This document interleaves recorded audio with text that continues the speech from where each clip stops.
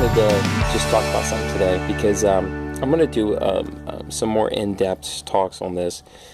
But we really need to understand where we are. Okay, there's a lot happening. We're not going to panic, but there's a lot coming down the road. Can't be avoided. But we're here for a time such as this, and it's very important we understand something. And what I'm going to talk about is not getting stuck at a place because there's resistance or because you think you've made it to a place of comfort or a place of joy and happiness and all is well.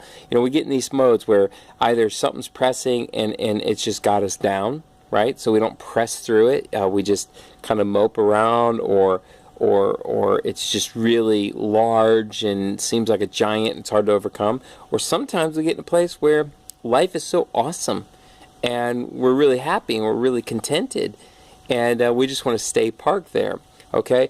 And both of those miss the point of what this is about. And actually, most of us, I've spent, 17, 18 years now chasing Jesus, even though he was chasing me the whole time. But what I've come to realize is I have not been taught what I should have been taught this whole time about what this is about. And my point is this, is there's this circular nature. God has no beginning and no end, right? And in the Hebrew mind, see, we think so Greek, we think so Western. The Hebrew mind thinks in circles and cycles, and life itself is a cycle, right? It's one season to the next, and it's never ending. And a baby's born, an old man dies, and it starts all over again. The circle of life, right? And we know this to be true, but why is that? What is that? Well, what's the ring? What's this ring for on my finger? What's Jesus say? As it was in the beginning, so shall be in the end. I'm the Alpha, I'm the Omega. This kind of sense of circling back around, right? And so what we got to understand is the point is we're being conformed to the image of Christ. Why? So that we could be reconciled fully with our Father into a place of sonship to administer his kingdom and reveal his glory. What's his glory? It's him. It's revealing him to the world as us, right?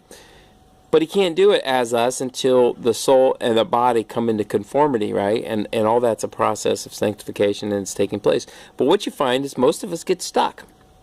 We get stuck at some sort of split place within the church where we're serving, we're striving, we're building something, we're doing something, we're going from next great idea to the next great idea to figure out how to expand the kingdom. Without realizing the whole point is that this life right here is one part of our circle in which we will graduate to the next part, which is the millennial reign. Not everybody's going to get there. And I don't want to get into that, but you're going to inherit the earth. Well, there's a new heaven and a new earth coming, okay?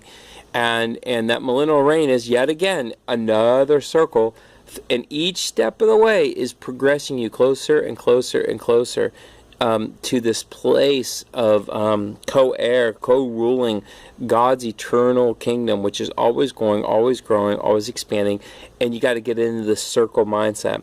And why do I say that? It's really important because, one, if you don't press through whatever you're going through, right?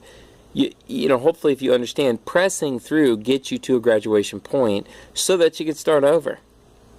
And then that, again, goes through the cycle. But each step of the way, we're getting a greater clarity, a greater understanding, a greater intimacy, a greater losing of ourselves, gaining of Christ in us, as us, the Father revealing himself, his heartbeat, less of us, more of him. All this stuff is happening as we go through these cycles, okay?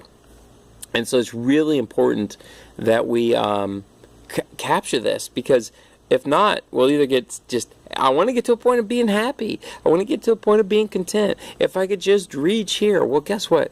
You'll never just reach there. And if you do, we're not growing. And if we're not growing, we're not changing. And if we're not changing, we're not being conformed. If we're not being conformed, we're not revealing the Father. Father's not revealing himself as us, through us. Okay?